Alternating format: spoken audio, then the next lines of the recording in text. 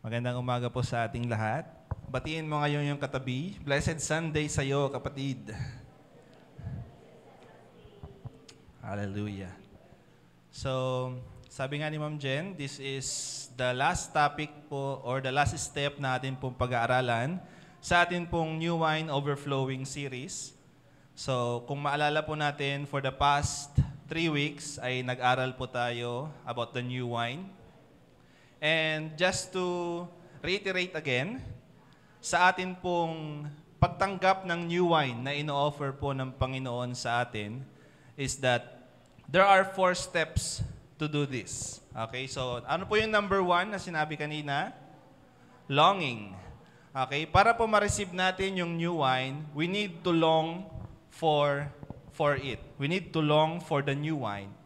Okay, so next is, para po matanggap natin yung new wine, we need to empty kung ano man po yung laman ng atin pong vessel. The old things ay kailangan nating ibuhos at tanggalin sa atin pong mga vessels.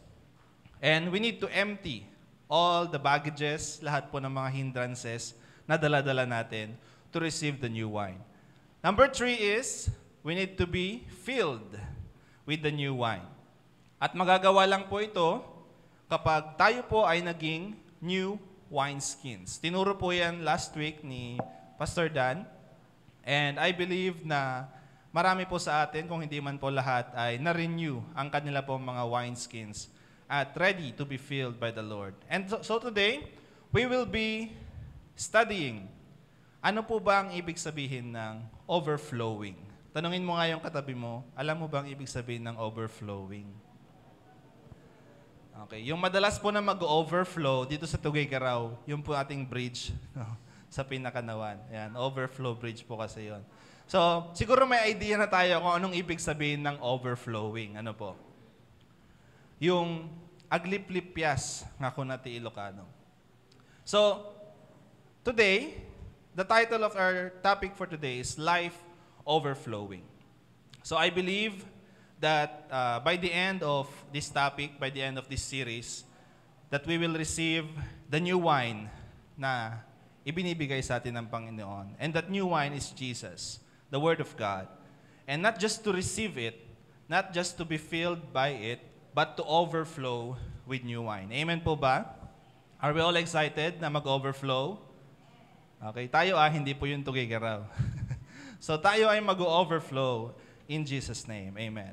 So, let us read the Bible from the book of Psalm, chapter 1. Ayan, babasahin po natin yung buong book or buong chapter 1. Okay, so read with me. Chapter 1, verse 1. Blessed is the man who walks not in the counsel of the ungodly, nor stands in the path of sinners, nor sits in the seat of the scornful. But his delight is in the law of the Lord, and in his law he meditates day and night. He shall be like a tree planted by the rivers of water, that brings forth its fruit in its season, whose leaf shall not wither, and whatever he does shall prosper. The ungodly are not so, but are like the chaff which the wind drives away. Therefore the ungodly shall not stand in the judgment, nor sinners in the congregation of the righteous. For the Lord knows the way of the righteous, but the way of the ungodly shall perish. Let's enter into a simple prayer. Father God, we thank you for bringing us together, Panginoon, sa venue na ito, Lord God. Father God, you know the desires of every heart sa naririto, Panginoon, to meet with you, to commune with you, and to be in your presence, O God. Father God, I pray na i-release mo po the message of your word today, Panginoon.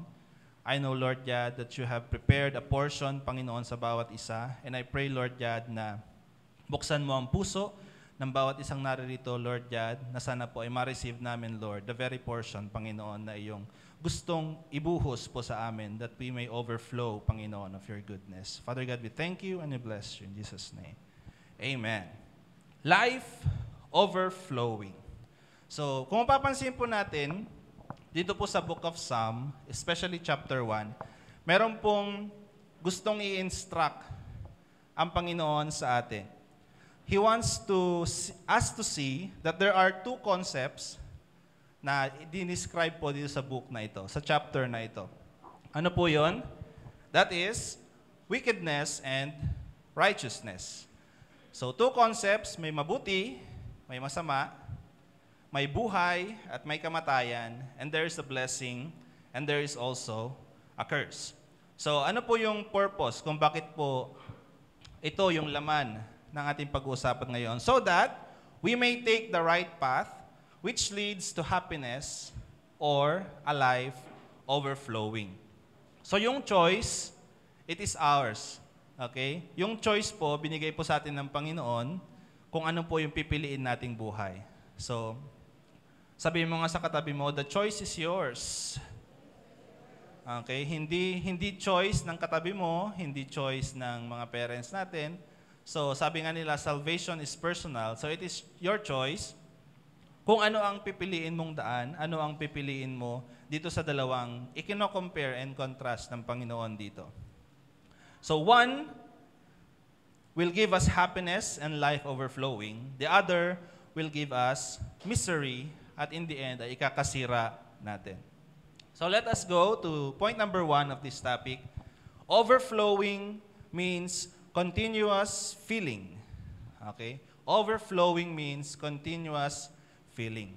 So sa isang vessel po, sa isang lalagyan, may it be baso kaya yan, jar, or anuman, hindi po mag-overflow ang vessel na ito kapag hindi po ito nalagyan. Okay? Pag hindi po ito binuhusan ng something. So kung ano man ang ibuhos mo doon, at hanggang sa siya ay mapuno, hanggang sa siya ay mag-overflow. So you cannot overflow unless you are filled continuously. Sabihin mo nga sa katabi mo, you must be filled continuously. So basahin nga po natin ulit ang verse 1 ng chapter 1. Sabi po dito, blessed is the man who walks not in the counsel of the ungodly, nor stands in the path of sinners, nor sits in the seat of the scornful. Okay. So dito po, medyo magdodwell po ako ng sandali dito because we need to understand ano nga ba itong mga dinidescribe ng Bible dito. Sabi niya, blessed is the man.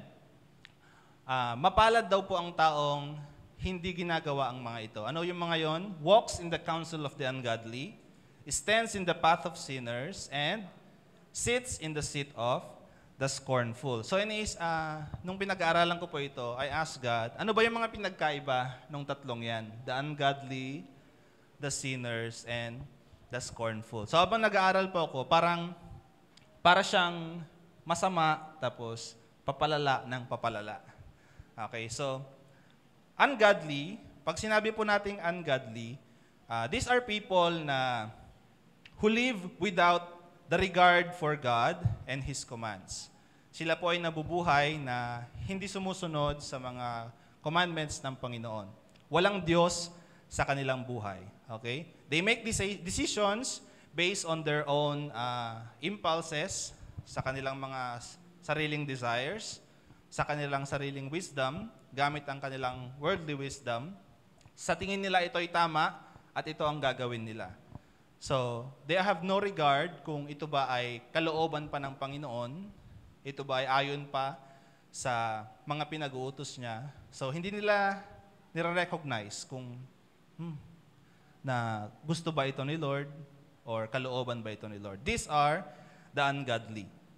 Okay? So, the ungodly, they may not necessarily engage in sinful acts. Okay, minsan may mga ungodly na makita mong they are very good people. Okay? Good people but not godly people. So they are ungodly because they have no regard for God. So ungodly individuals might be wala silang pakialam sa mga spiritual matters, sa mga pagdadasal, walang ganun po sa buhay ng mga ungodly. Okay? So sinasabi ko po ito because we need to assess also ourselves. Ano po? Nagiging ungodly na ba tayo at times like this? At how many times na nagiging ungodly tayo?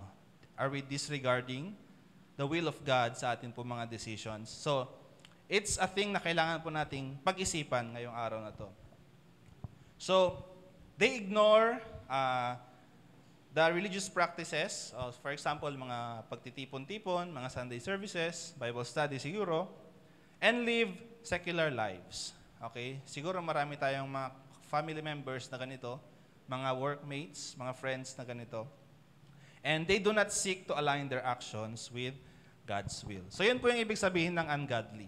So not necessarily mean na sila po yung nagko-commit ng yung mga super na karumal-dumal na kasalanan, but they are considered good people, but not godly people. So yun po yung ungodly. Next is sinners. Sino po ba yung mga sinners na tinutukoy po dito? So, in the Bible, sabi po doon, all have sinned and fall short in the glory of God. So lahat po tayo ay sinners. So kailangan po nating tanggapin yon. Amen po ba? So sabihin mo nga sa katabi mo, lahat tayo sinners.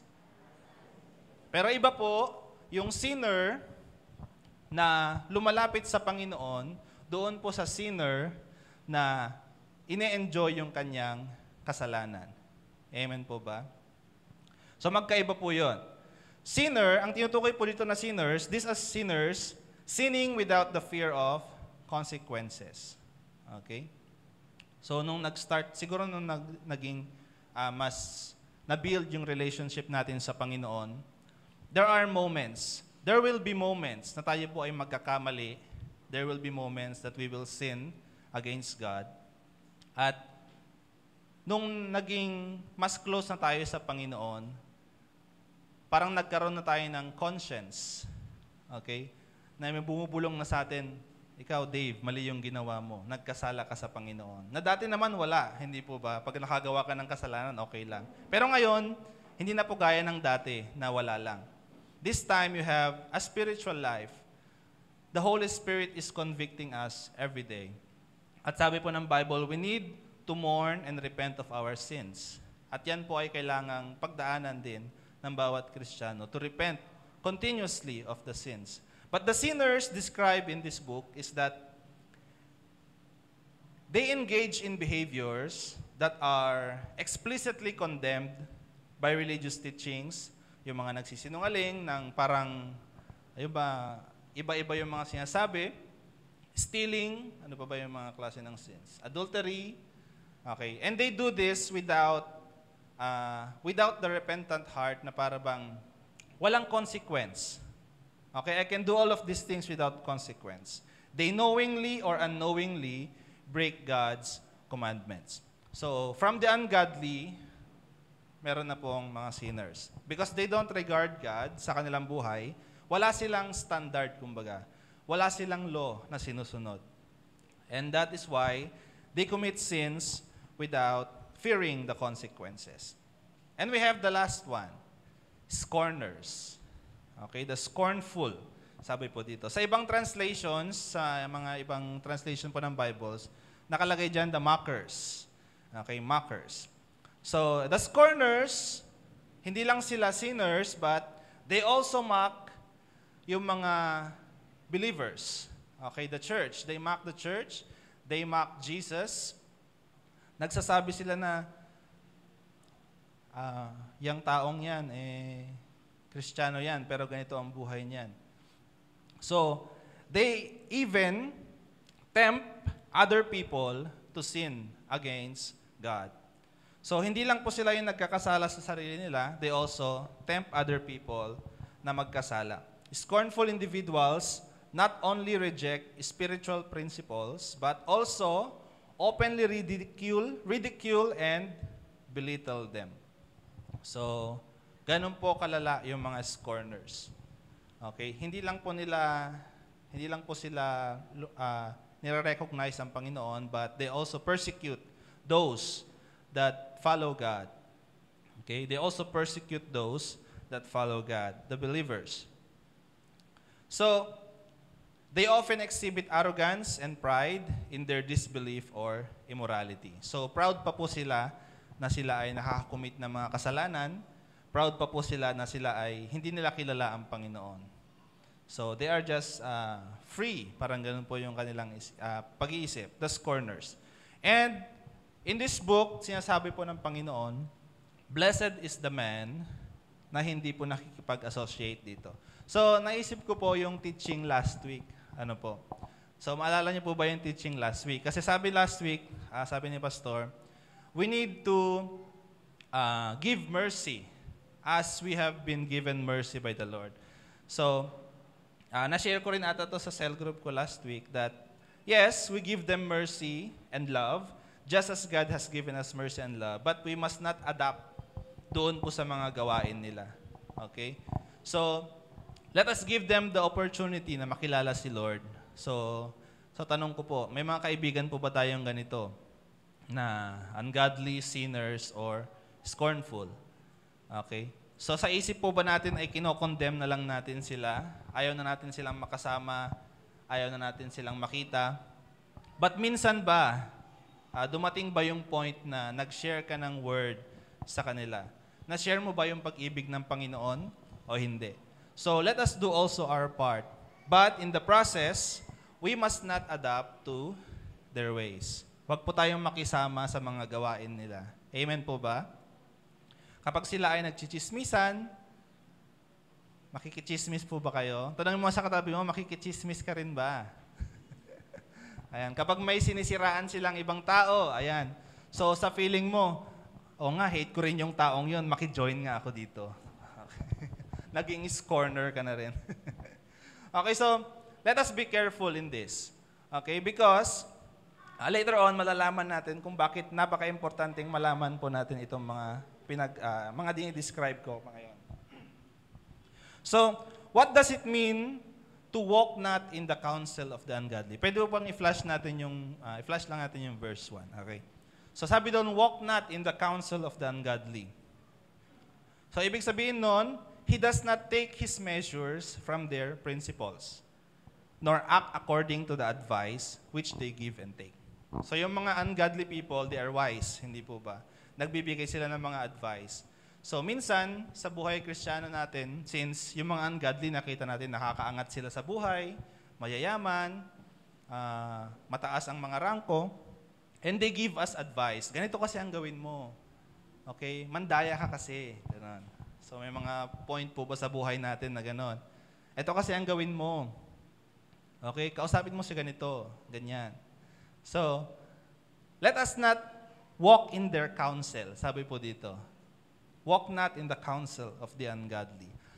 Yung pong mga advice na binibigay nila sa atin, timbangin po natin kung ito ba ay kalooban ng Panginoon. Ayon pa po ba ito sa kalooban ng Panginoon?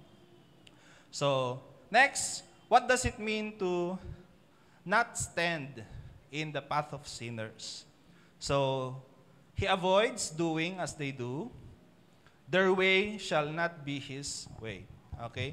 Kung saan po yung nilalakaran nilang mga daan, not literally, figuratively, hindi po yun yung sinusunod natin, dapat. Okay? He avoids doing what they are doing. Next, nor sits in the seat of the scornful. Sabi po dito, he does not associate with those who openly condemn the word of God and His people. So kapag may mga kaibigan po tayong ganito, na they condemn God, and they condemn His people, wag po tayong makisali. We must not associate ourselves with them. Kasi gustuin man po natin o hindi, tayo po ay nakakasagap din ng mga, sabi na natin, mga bad spirits siguro sa mga pinag-uusapan ng mga scorners. Okay? And nakakalungkot lang pong isipin that some Christians today, minsan sa ngalan ng pakikisama, sa ngalan ng kagustuhan mong maging mabuti yung tingin nila sa'yo, tayo po ay nagko-compromise. Okay? Sometimes, because we have no choice siguro, kasi yung boss mo, siya yung nag-i-influence sa'yo, minsan yung mga seniors natin, minsan yung mga elders natin, and sometimes you feel that we have no choice but to compromise. Sige na nga, magsabi na rin ako ng masama. Gawan na rin ako ng masama.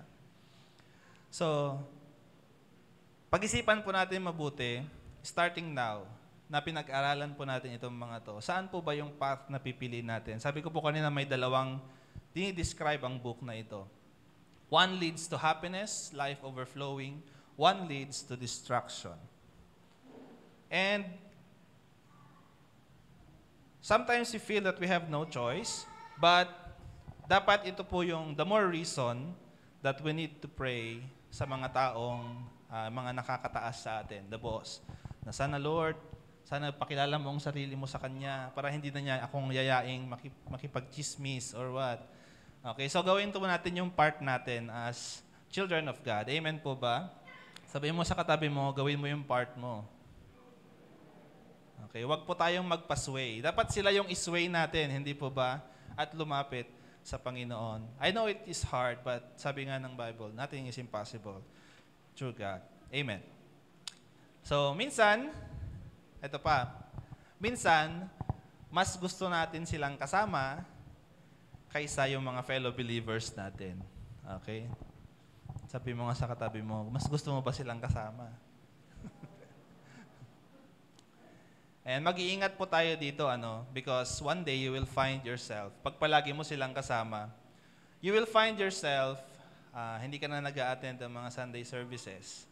Kasi nandun ka na sa mga ungodly people. You want to be with them. Much more than you want to be in the presence, in the congregation. Okay? So, let us assess ourselves in this. Examine your hearts today. Okay? So, ano daw po yung dapat nating gawin? Okay? Sabi sa verse 2, ano dapat nating gawin? But His delight is in the law of the Lord. Basahin nga po natin ng sabay-sabay. But His delight is in the law of the Lord, and in His law He meditates day and night. The law of the Lord meaning, it is the Bible, the Word of God. So, delight. Ano nga ba itong delight na ito? So, I search doon po sa dictionary, anong ibig sabihin ng delight? Hindi po ito yung nabibili sa 7-Eleven na delight. This is a delight na nararamdaman po natin. Delight means, refers to finding great pleasure, joy, and satisfaction. Okay? So, kung tatanungin ko kayo ngayon, ano yung mga bagay na nakapagbibigay sa atin ng joy, ng satisfaction, ng pleasure? These are your delights. Kung pagkain po ba yan, ano yung pinaka-favorite mong pagkain? Ano yung ulam mo mamayang lunch? Ano yung sino yung mga gustong-gusto mong kasama? They are your delights. Okay? Ano yung mga hobbies mo na gustong-gusto mong gawin? These are your delights. What makes you happy? What gets you excited? So these are the things that we want more in our life. So kung delight mo yung isang bagay, ibig sabihin, mas gusto mong palagi siyang na-experience, kumbaga. Kung sa food, palaging yun ang gusto mong kakainin. Sa mga tao, siya ang palagi mong gustong kasama. These are your delights. So we want to experience and have these delights every day. At sinabi po dito sa verse 2, a person is blessed and will be blessed when his or her delight is in the law of the Lord, is in the Word of God. So reading the Word of God must be one of the greatest things that we delight. So ang pinaka-delight mo, for example, sa akin, gustong-gusto kong kumain ng Chicken Joy. Ayan. Ng Jollibee.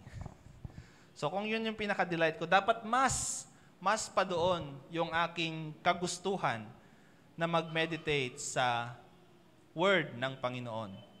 Okay, so isipin po natin ano yung mga pinaka-delight natin sa buhay. Dapat mas matindi pa doon yung ating delight na pag-aralan ang salita ng Panginoon. Maybe, sa mga panahong ito, we fall short in this aspect. So, parang ang hirap sundin naman nung meditate His law day and night. But, it is a good thing na pinag-uusapan po natin yung new wine. Ano po? The new wine represents the new things, Jesus, the new revelations, the new outpouring of the Holy Spirit sa atin pong buhay. So, let us assess ourselves. Nasa pang ilang step na po ba tayo? not this topic, but sa buhay natin, sa tingin natin, nasa pang ilang step na tayo. Nasa longing pa rin ba tayo? Or wala pa tayo sa longing? Ayaw mo talagang magbago. Okay, pag-isipan po natin mabuti. Ayaw mo talagang magbago. Or gusto mo magbago, pero ayaw mo namang bitawan. Ayaw mo namang i-empty yung mga laman, yung mga old thinkings mo. Or na-empty na, pero ayaw mo namang magpabuhos sa Panginoon. Iba naman yung gusto mong ibuhos. Ano? Pwede po kasi yun. I-explain ko po mamaya yun. So, sabi po doon, we delight in the Word of God. At hindi lang to delight.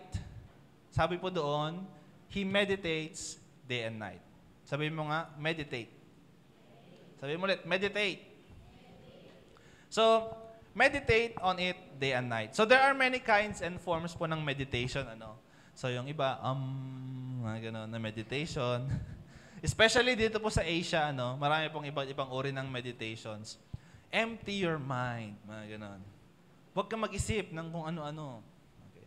So, yun po yung meditation na sa tingin ko pinaka-popular dito sa Asia, especially dito sa Southeast Asia.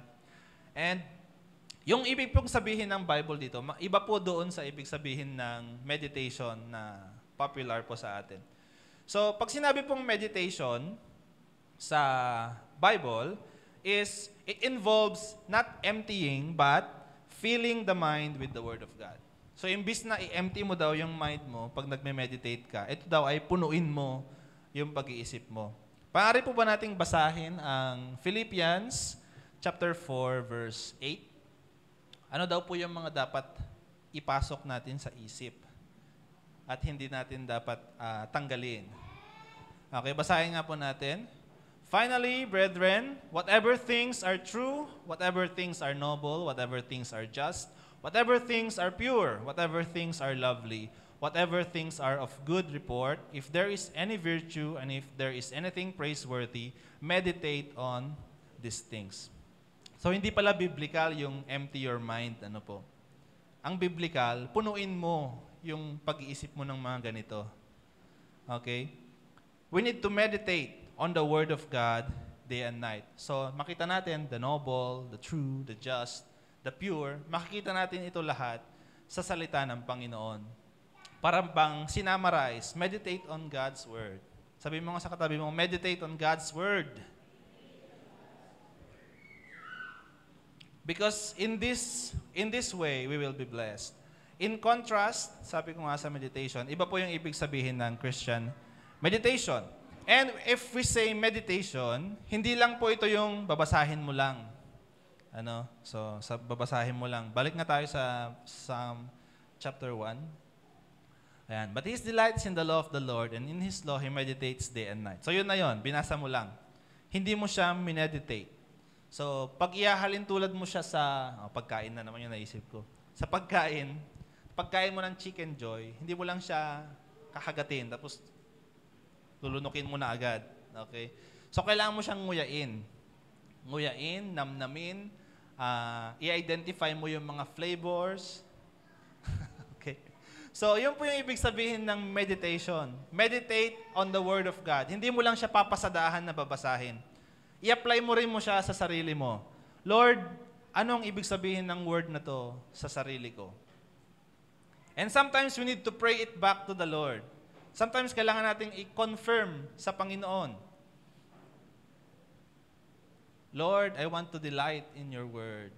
Sana po ay mangyari ito. We need to meditate on it. Kailangan nating intindihin, balikan ng paulit-ulit hanggang sa may sa puso natin. Sabi ko, i-apply sa sarili, and we need to pray it back unto the Lord. And many believers fall short of this because we read the Bible, but we do not meditate on it. So, yes, nagbabasa naman ako ng Bible, so okay lang ako dyan. But do we meditate on it? Or binasa mo lang? So, let us make a decision today to delight ourselves in reading and meditating on the Word of God. Amen? You need to make a choice today. Sabi po doon, day and night. Inaaral ko po ito, day and night. Literal ba ito na day and night? So, pwede po nating i-take literally, na mag-meditate sa Word day and night. Kung gusto mong simulan yung araw mo sa pagbabasa ng Word of God, gusto mong matapos yung araw mo sa pagbabasa ng Word of God, okay lang po yon. But the deeper meaning of day and night is that in all aspects of our lives, kailangan guided tayo sa salita ng Panginoon. Okay? Day, during the day, sa mga panahong tayo ay masaya, maganda yung mga report na nare-receive natin, we are on the height, on the peak of our lives. Okay? Hindi tayo nagkukulang, pinoprovide lahat ng pangangailangan natin. These are your days. And what are the nights of your life? Ito yung mga panahong walang-wala ka, hindi mo alam paano pagkakasyahin yung meron ka hanggang bukas. These are your nights. At sabi po dito, we need to meditate on God's Word day and night.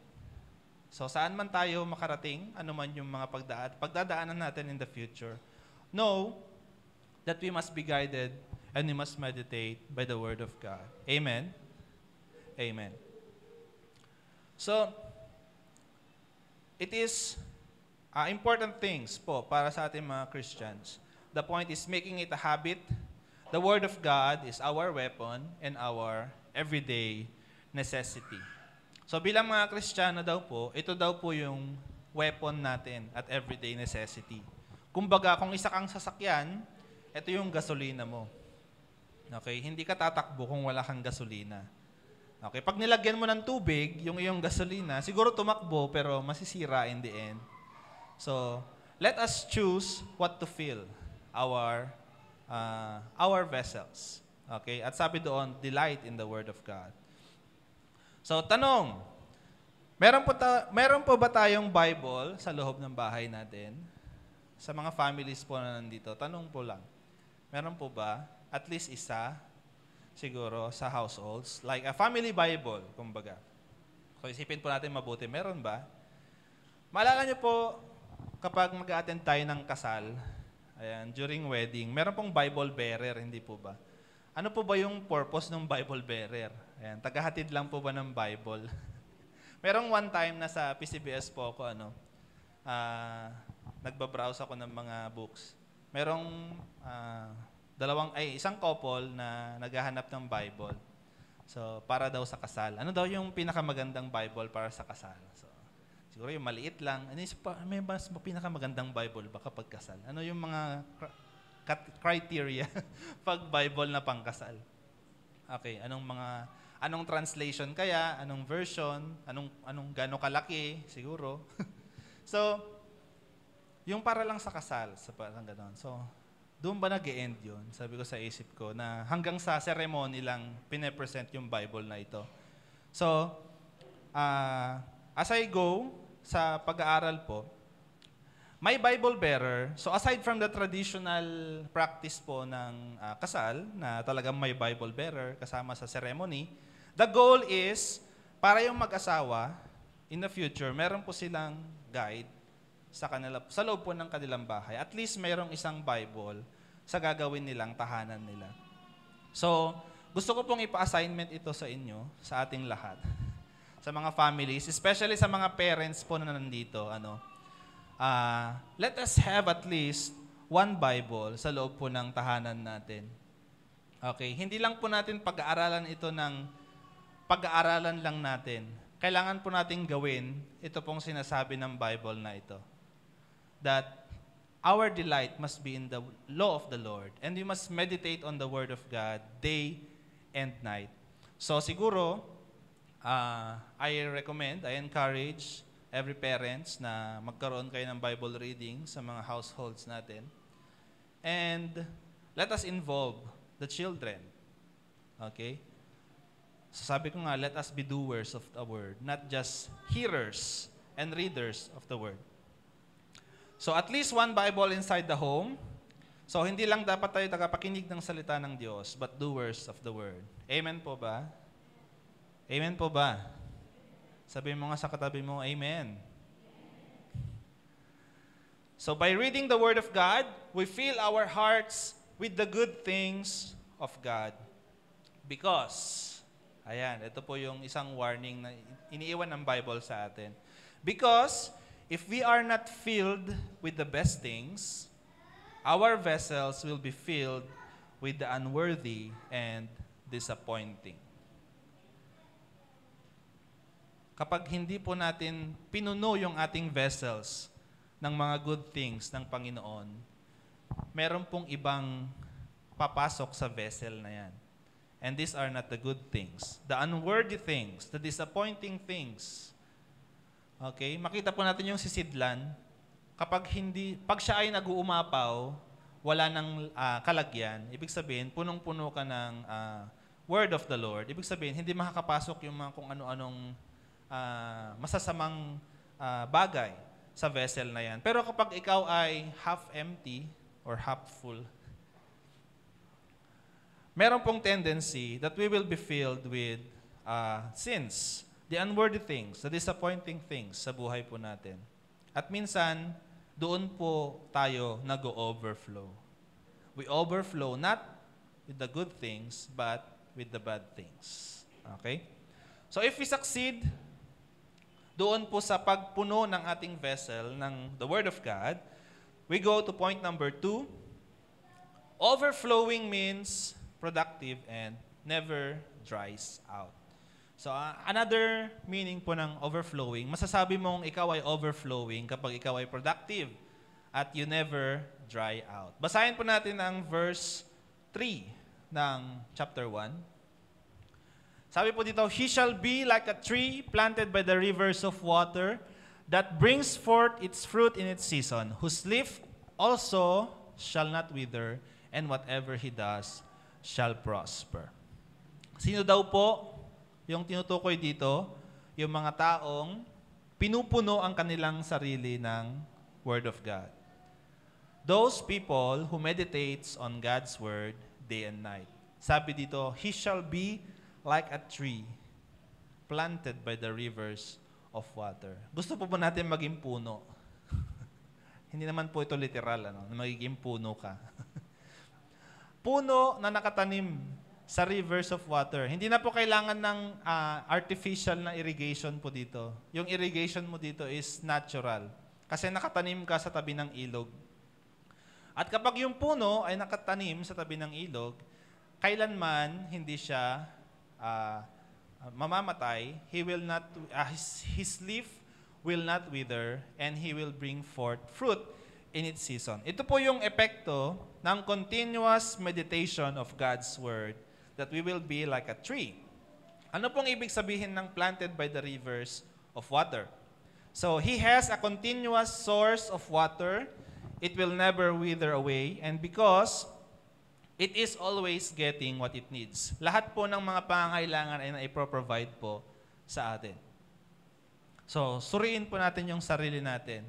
Are we planted by the rivers of water? Kapag hindi, ito po yung mga signs. Palaging kulang. Lord, palaging kulang. We are constantly needy. We are dissatisfied. Never kang nakontento kung anong meron ka. Palaging may kulang. You are feeling dried out. Okay? Parang araw-araw na lang akong drained. Kagigising ko lang pero parang pagod na ako agad. Okay? You are drained. You have no drive. You have no, ano bang tawag doon? Hindi ka excited na gawin yung mga dapat mong gawin sa araw na ito. And you are unproductive. Andun ka nga sa work mo, wala ka namang output, ganon. Andun ka lang, nag-aircon ka lang siguro. Pagchismisan, ganyan. So, let us assess ourselves. Are we unproductive? Are we constantly needy? So maybe we are not planted by the streams or the rivers of water. And these rivers represents the Holy Spirit, the presence of God. That kapag tayo daw po ay napupuspos ng salita ng Panginoon, ang presence ng Panginoon ay palaging nasa atin. Okay? Saan man tayo itanim ng Panginoon, palaging merong river na nagfo-flow malapit sa atin. Okay? If we are filled every day of this Word of God.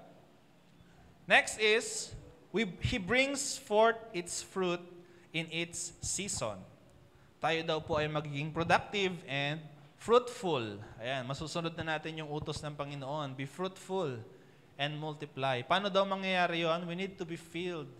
Continuous filling of the Word of God. I cannot emphasize this enough. Ano po? Kaya paulit-ulit kong sasabihin. We need to be filled with the Word of God. This fruit bearing will come naturally because continuous po yung supply ng atin pong mga pangangailangan. There is a fruit. And sabi doon, in its season. Ano pong ibig sabihin ng in its season? When it is most beautiful. When it is most useful. Kung kailan mas ma-enjoy mo yung fruit na ito. In God's perfect time.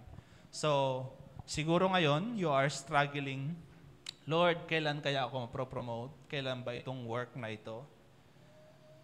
Kailan ba darating yung amin pong pinaka-aasam? Is it promotion? Is it good grades? Is it marriage? Is it offspring, mga anak? Siguro hindi pa kayo nagkakaanak ng iyong asawa. Lord, nagtatanong tayo, Lord, kailan ba darating ang mga ito?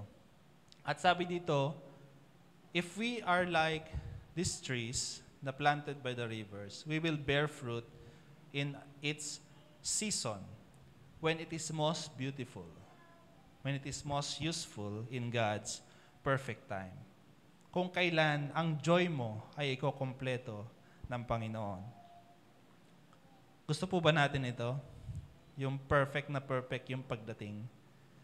Hindi late, hindi advance, but the perfect timing of God.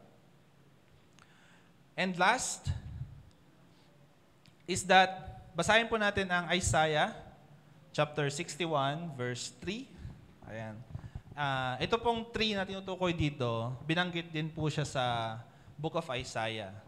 61 verse 3.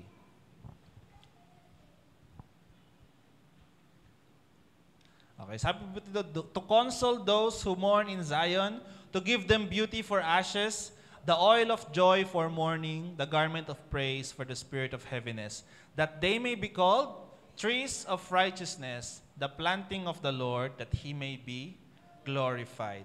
Ano yung purpose ng tree na ito? That the Lord may be glorified.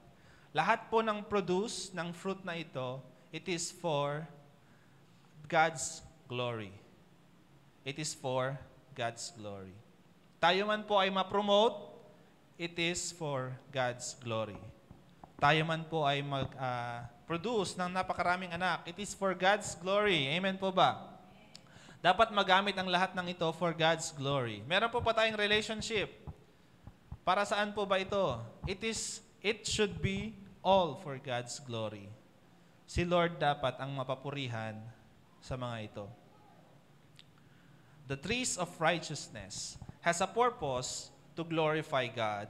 All our fruits will testify of the goodness of God. Amen. It will testify of the goodness of God. And lastly ulit, everything that He does prospers. Sabi din po dun sa verse 3, everything that He does will prosper. God will bring forth something good and wonderful out of everything. Kung minsan sa tingin mo, wala nang patutunguhan tong ginagawa ko, but in the end, God will do something wonderful out of it. Yun po yung ibig sabihin ng lahat ng ginagawa natin ay nagpo-prosper. Siguro, nahihirapan tayo during the process, but the end result, it will still bring fruit that will give glory to our God. Kahit sa mga panahon nating wala ng pag-asa, okay? The Lord will turn it all for good. For the good na atin at for the glory of His name. Amen? Amen. So, last point of this topic. Ayan, ito na yung last point. Choose to overflow with the righteousness of God. Any vessel can overflow if you fill it with something. Okay? Alam na po natin to mula nung pagkabata tayo. No? Ang isang vessel ay mag-overflow kapag patuloy mo tong pinupuno. Okay? Pero ang tanong, dito po kasi sa book na ito, meron pong dalawang bagay na ikakapuno ng ating pong puso, ng ating pong mga vessel. The wicked and the righteous can overflow. Okay, we need to acknowledge that na pati ang mga wicked people ay nag-overflow. Even the righteous people, they overflow. Okay, ano po yung pinagkaiba ng mga yon? It's either you are overflowing with wickedness or you are overflowing with righteousness. Okay? So, because in the last few verses po ng chapter 1, it talks about what awaits the righteous and the wicked. Basahin po natin ang chapter 1 verse 4 to 6. The ungodly are not so. So, in relation to the last verse, sabi doon, there will be like a tree of life, planted by the streams of water, bear fruit in its season. Lahat ng ginagawa nila nagpo-prosper. But the ungodly are not so. Sabi po dito. But are like the chaff which the wind drives away. So, dyan muna tayo. So, ang mga ungodly, dinefine ko po kanina, ano yung ungodly. Kaya dapat po nating maintindihan, ano ba ang ungodly? Okay? So, ang mga ungodly daw, they are not so. Okay, pag sinabi kong ungodly, pati na yung mga sinners and scorners, kasi yun po yung level 1 ungodly. Hindi ka naman siguro magiging sinners and scorners kung hindi ka ungodly. So, ito po yung level 1. The ungodly are not so, but are like the chaff. Ano po ang chaff? Chaff. Chaff. So, ang chaff po, ang definition niya is, kung makita po tayo ng palay, ipa ba ang Tagalog nun? Okay, yung pong outer shell ng bigas. Bigas. Ang hirap naman ano. Okay, so, yun po yung walang laman. Okay? Yung mga chaff po na ito. Na kapag nagtaip ka, kung mati Ilocano, yun yung mga lumilipad. Okay? Ganun po yung buhay ng mga ungodly daw. Hindi siya stable. Hindi gaya ng punong nakatanim na stable. They are like chaff, which the wind drives away. Wala silang paninindigan kasi, kaya sila mabilis mailipad. Their lives are empty, kaya sila po ay mabilis ilipad.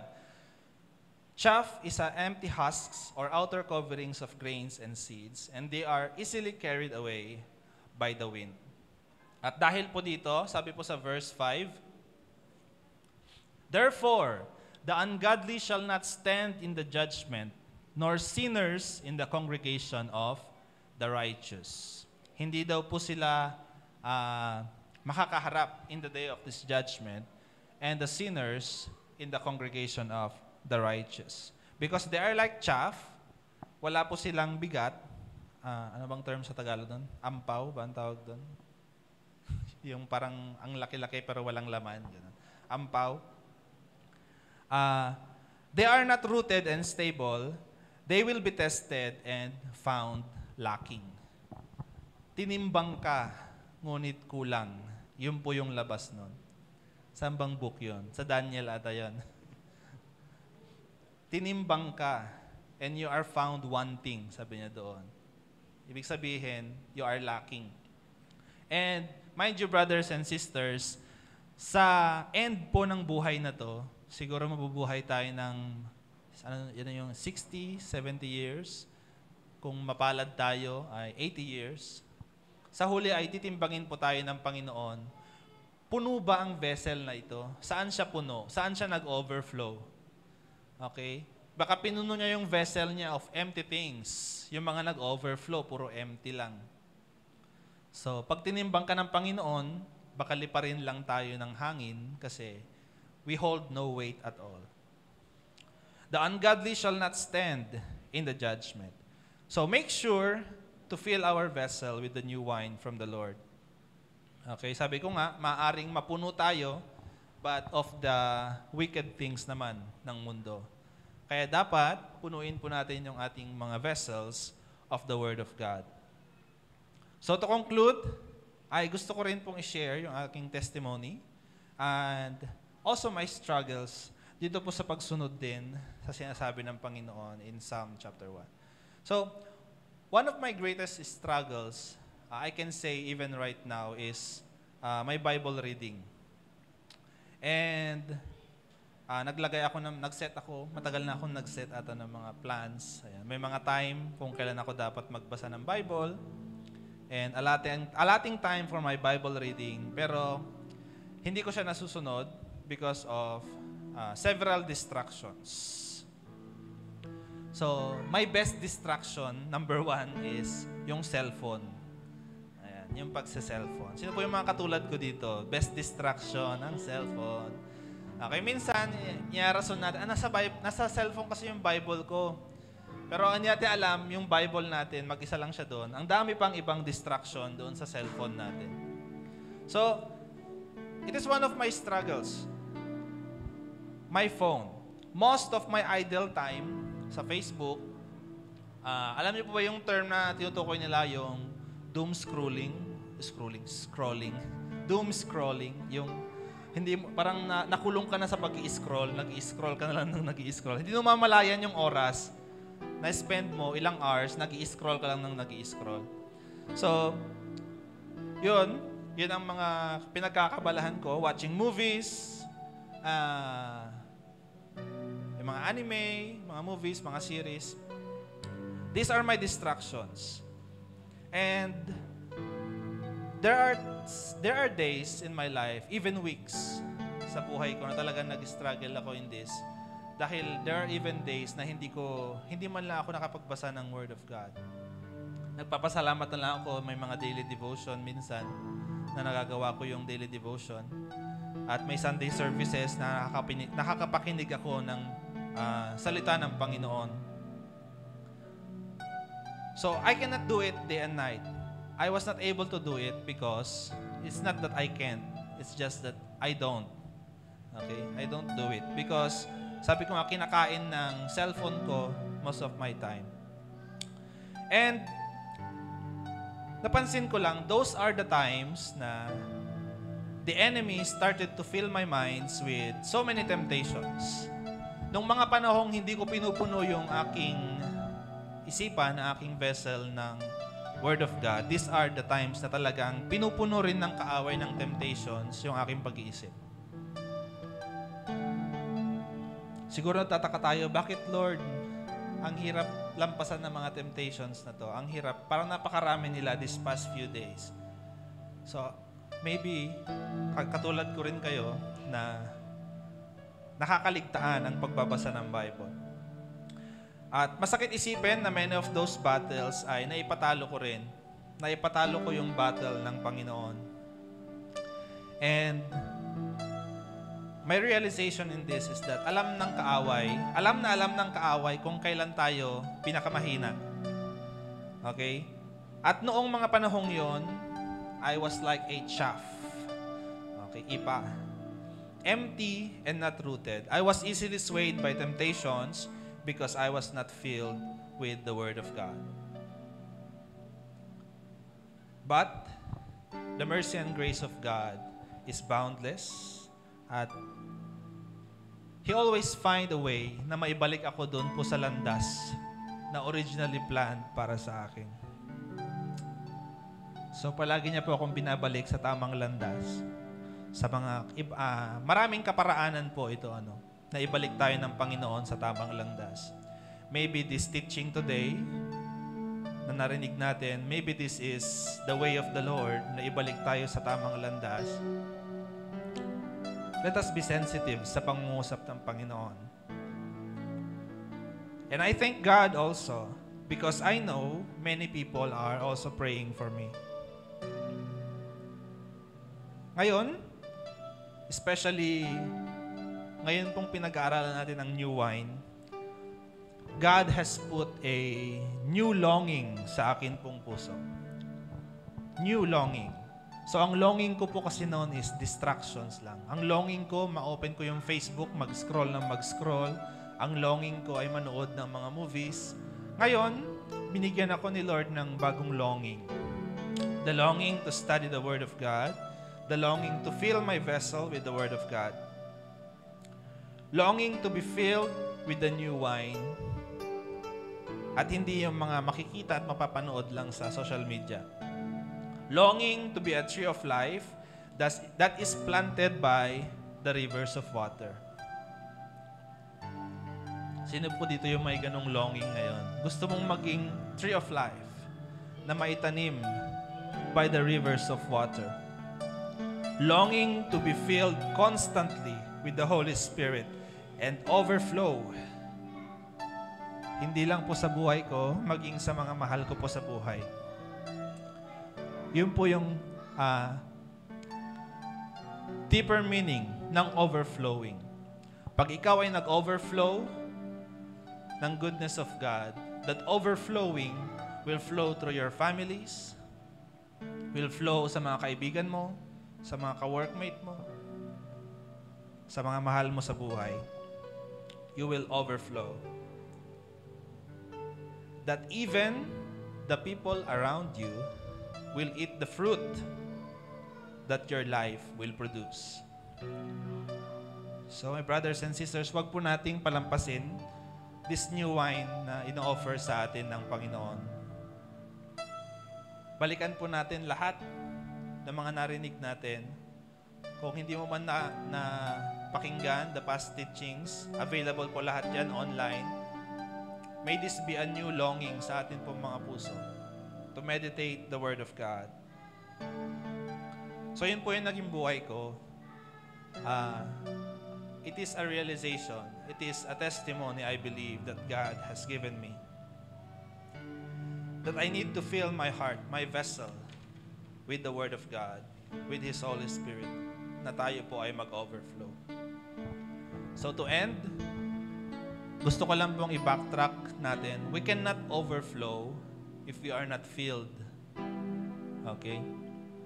And we cannot be filled, especially of the new wine, if our vessels are not empty and if we are not new wineskins.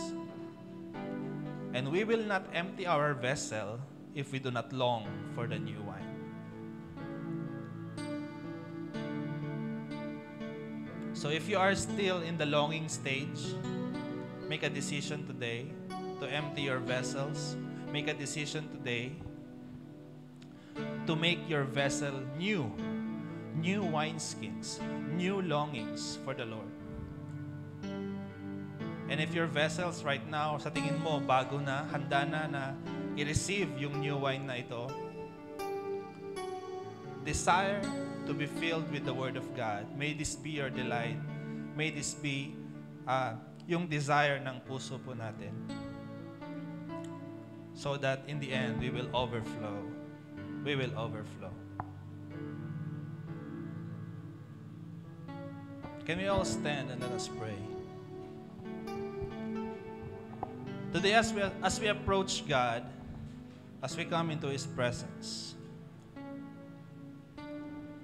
balikan po natin yung mga narinig natin kanina. And let us ask for forgiveness. Forgiveness dahil minsan we conformed with the ungodly. We became the ungodly ourselves. We became sinners, unrepentant sinners. We became scorners of the Word. That there is even a time sa buhay natin that we do not even want to talk about Jesus. We do not want to talk about God and His goodness.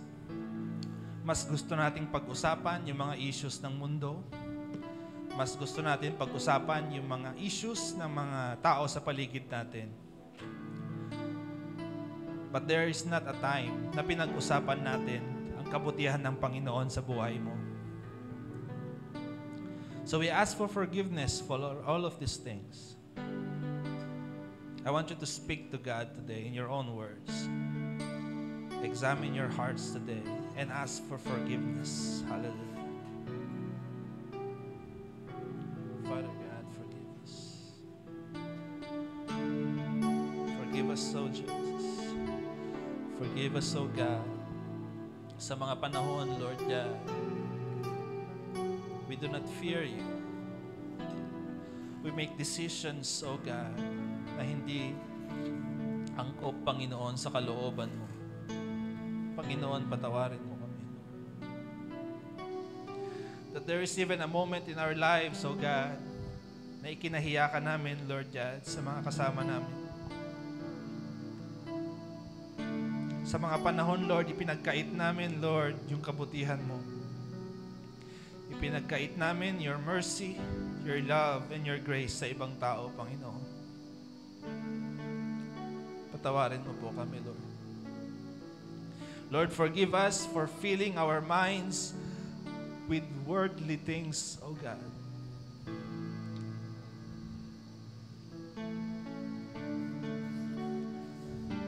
We've been asking, we've been longing for this new wine, Panginoon. But our actions, we contradict our actions with our words, Panginoon. And we fill our vessel with worldly things, with unworthy things, Panginoon. We did not delight in your word, Lord God. That for many years, Lord God, we are like chaff, Lord God. Madali lang liparin, Panginoon, ng hangin. Madaling masway, Panginoon, upang magkasala. So today, Lord, we want to ask for your forgiveness, Panginoon. Hallelujah. As we come before God today, let us sing this song as a form of our worship, as a form of our surrender to God. Purify my heart, let me be as gold and precious silver. Purify my heart, let me be as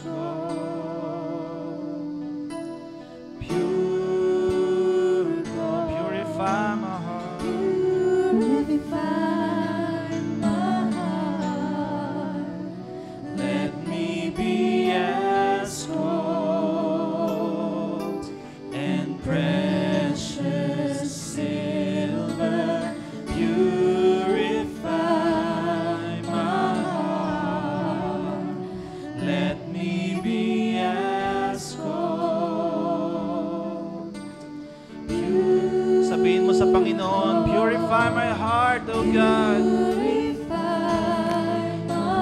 Yes, Jesus. Let me be as gold and precious silver. Purify my heart. Let me be as gold.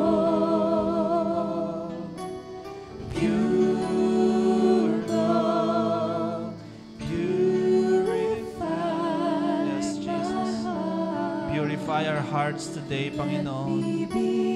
Let us be as gold, O God, and precious silvers, O Jesus. Purify our hearts.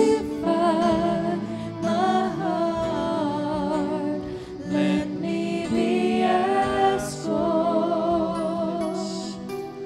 Yes, long for the Lord's purification today. To God, speak to Him, purify our hearts, O Jesus, that we may be worthy of your new wine, Panginoon. Purify our hearts. Purify my heart. Let me be as gold, pure gold, refiner's fire.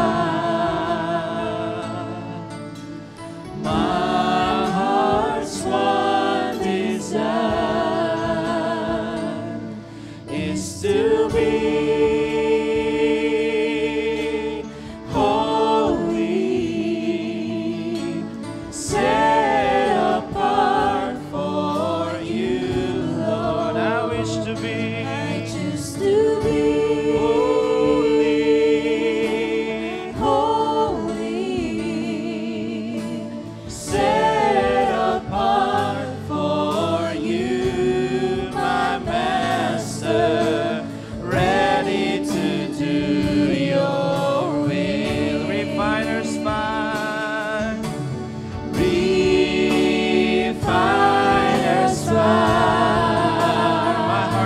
desire, oh God. Our heart's one desire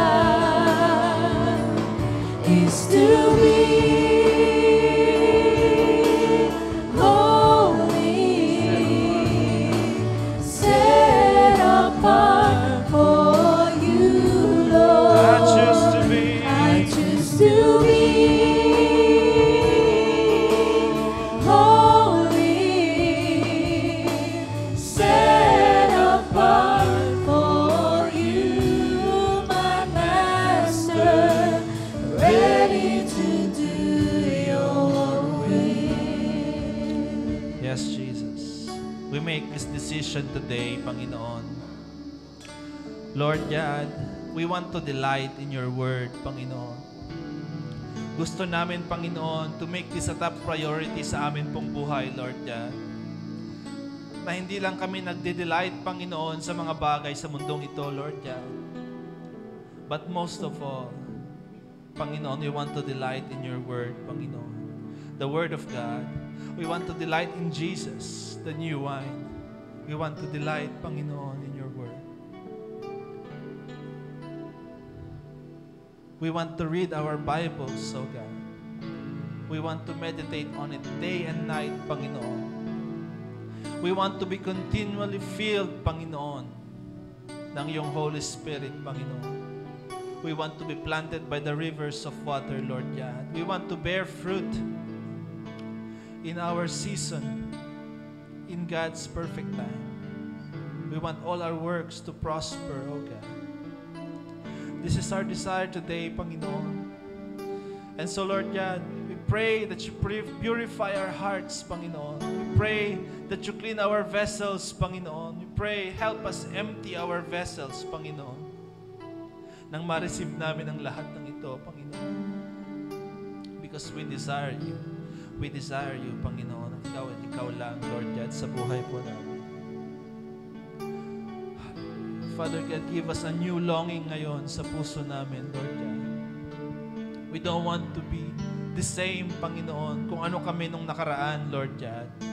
Ayaw namin maging chaff, Panginoon, na palutang-lutang lang sa hangin, Lord God. Madaling tangayin ng agos ng mundo, Panginoon. But we want to be stable. We want to be rooted, Panginoon, sa iyo. And so, Father God, we pray, give us this desire, Panginoon, sa araw na ito. Give this desire, Panginoon, sa iyong mga people. Give this desire to your people right now, O God. Examine our hearts, Lord God. Alam mo, Lord, lahat po ng pinagdadaanan po namin ngayong araw na ito, kung saan kami nagkulang sa iyo, Lord God. Mga bagay na pinagsisisihan namin, Lord God, we want to offer all this to you, Panginoon. Lord God, pangusap ka sa bawat isa ngayong araw na ito. Mangusap ka ngayon sa taong ito. Sa taong ito, Panginoon.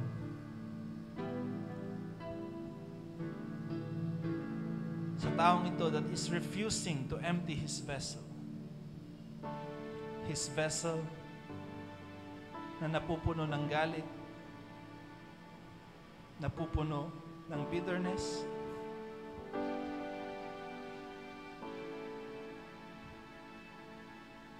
I pray, God, to help him empty this vessel today. God wants you to empty your vessel today.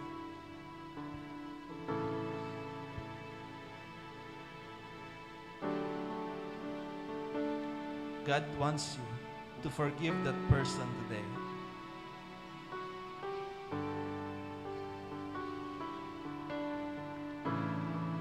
God wants you to let go of him. God wants you to let go of these things. God wants you to let go of your anger. God wants you to let go of your bitterness today. Yes. Allow God to move sa atin po mga buhay ngayong araw na to. Don't miss out dito po sa new wine na binibigay ng Panginoon. Just keep receiving. Keep receiving. Keep receiving.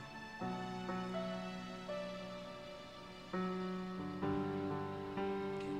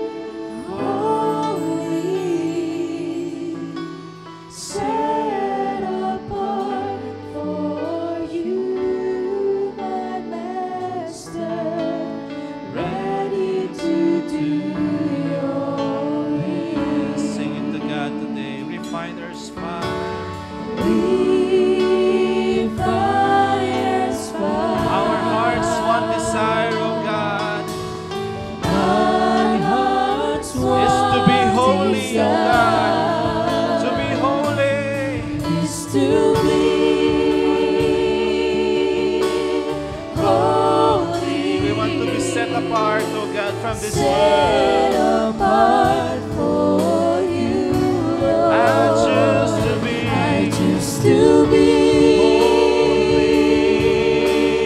holy,